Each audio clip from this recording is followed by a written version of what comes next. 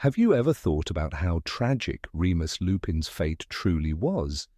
What if his life was even harder than Harry Potter's, filled with pain, loss, and sacrifice? In today's video, you will discover the untold struggles of one of the most tragic characters in the wizarding world. Remus Lupin's story is one of sorrow and resilience. Born a half-blood wizard, his life changed forever when a cruel revenge turned him into a werewolf at the age of 5. His father's careless words against werewolves enraged Fenrir Greyback, a future Death Eater who attacked the young boy, cursing him with lycanthropy. From that night on, every full moon became a nightmare, transforming into a beast, craving flesh, losing himself in an uncontrollable hunger. His parents feared he would never be accepted into Hogwarts, but Albus Dumbledore gave him a chance. A secret sanctuary was created for him, the infamous Shrieking Shack, where he endured lonely, painful transformations. Despite his fears of rejection, he found true friendship in James Potter, Sirius Black, and Peter Pettigrew. They did the unthinkable, became animagi, to support him through his suffering. For the first time, Remus felt he wasn't alone. After school, his life took a darker turn. The war against Voldemort raged on, and he fought alongside the Order of the Phoenix. But one by one, he lost everything. James and Lily were murdered. Sirius, his closest friend, was branded a traitor. Peter was presumed dead. With no family, no friends, and no future, Remus wandered in despair, struggling to find work. Society saw him as nothing more than a monster. Isolated and broken, he withdrew from the world.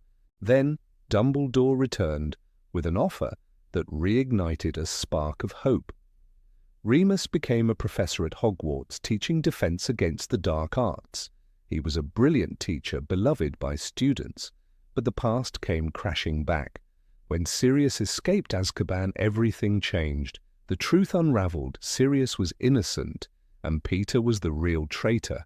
Yet before justice could be served, Remus made one fatal mistake. He forgot to take his wolfsbane potion, lost control, and transformed in front of everyone. His secret was out.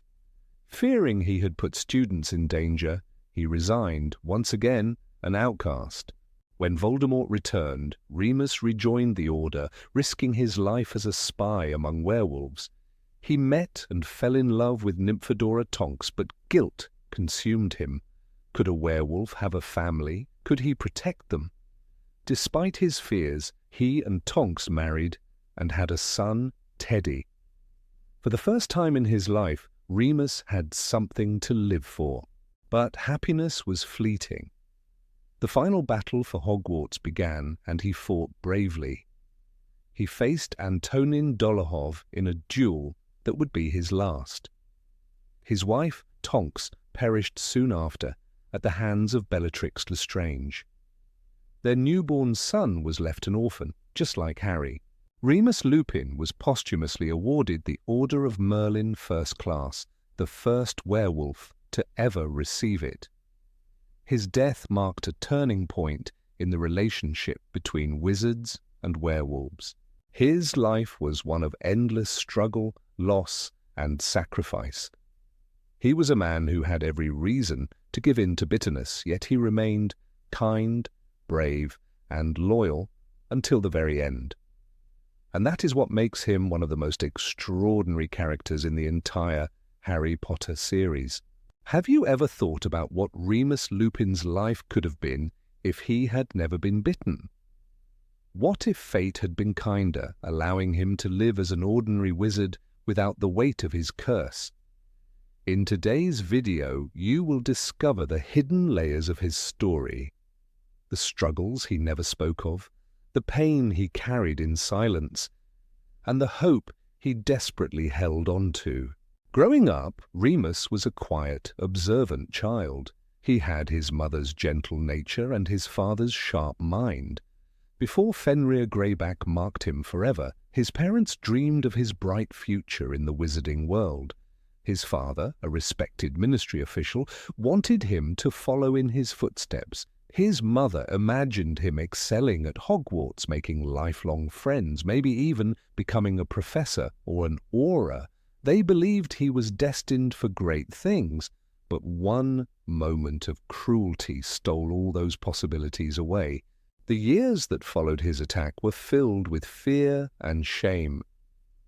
The boy who once ran freely through fields now sat alone in dark rooms during full moons, waiting for the agony to pass. His mother tried to soothe him with stories, promising that he would still have a wonderful life. His father was quieter, guilt-ridden, knowing that his own words had caused this fate. They did everything to keep their son's condition a secret, fearing that even a whisper of the truth would turn him into an outcast. But the fear was always there, lurking in every shadow.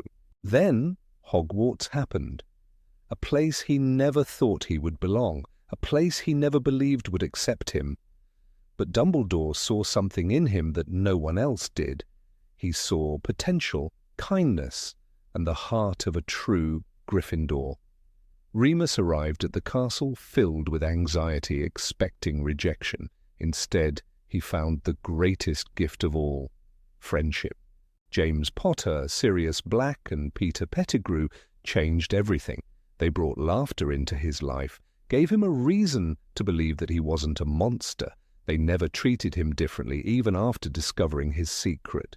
Becoming Animagi for him wasn't just an act of loyalty, it was an act of love. They willingly put themselves at risk, just so he wouldn't have to suffer alone. For the first time since he was 5 years old, he felt free.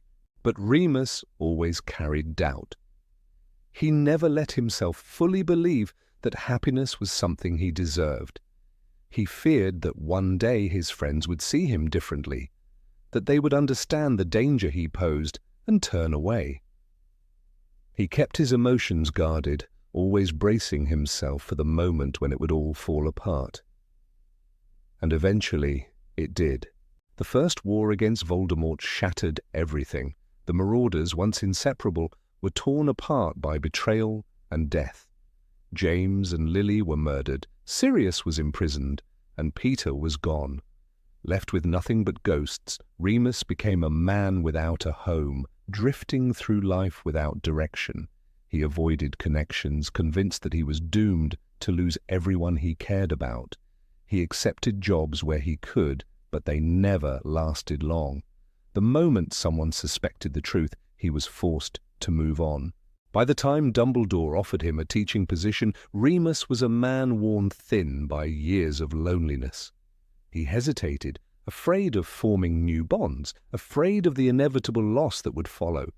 But the chance to return to Hogwarts, to teach, to be part of something again was too tempting to refuse. For a short time he was happy. He found joy in helping students, in sharing his knowledge, in seeing young witches and wizards grow. Then Sirius escaped.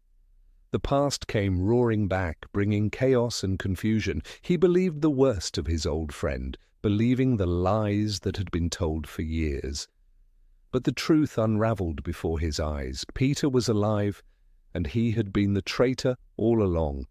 The weight of his mistakes crushed him. He had abandoned Sirius to a fate worse than death. He had let James and Lily's killer go unpunished. He had spent years mourning the wrong man. But fate was cruel. Just when he had a chance to rebuild what was lost, it was taken away again. His werewolf transformation, his greatest shame, happened at the worst possible moment. He lost control. He could have hurt the very students he swore to protect. He had no choice but to leave. He packed his bags, disappearing into the night, knowing he could never go back. The Second War brought more pain. Remus fought not for himself, but for the memory of his fallen friends. He infiltrated the werewolf community, living among those who despised him, trying to sway them away from Voldemort's grasp. It was a dangerous mission, one that nearly cost him his life more than once. Then he met Nymphadora Tonks. She was everything he wasn't, bold, fearless, unafraid of the world. She loved him despite everything. But he resisted. He pushed her away, convinced that he would ruin her life. How could he allow himself to be happy when everyone he had ever loved had been taken from him? How could he risk bringing a child into the world, knowing they might inherit his curse? But love is stubborn. Tonks refused to let him go. She saw the man beneath the self-loathing, the man who had spent his entire life fighting against the darkness. And for once, Remus let himself hope. They married, they had a son. For the first time in decades, he had a family, but happiness never lasted for him. The final battle arrived, and he knew he had to fight. He couldn't stay behind. He couldn't let the students of Hogwarts face death alone. He and Tonks entered the battlefield, determined to protect their world, determined to see a future where their son could grow up without fear. Remus faced Antonin Dolohov, a ruthless Death Eater with years of experience. The duel was brutal. Spells clashed, stones shattered, smoke filled the air. He fought with everything he had, but Dolohov was relentless. One fatal moment, one missed spell, and it was over. Later they found him lying beside Tonks. Two warriors who had given everything for the cause. Their bodies were cold, but their hands were still inches apart, as if they had been reaching for each other in their last moments.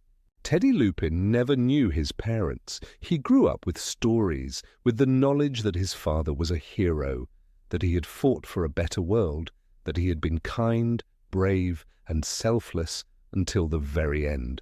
Remus Lupin's story is one of heartbreak, but also of resilience. He lost more than most, but he never let the darkness consume him. He never let bitterness define him. He spent his life fighting for others, even when he had nothing left to give. Perhaps the saddest part of his story is that he never truly believed he was worthy of love, despite proving time and time again that he was one of the best men the wizarding world had ever known. And that is why his fate is even more tragic than Harry Potter's.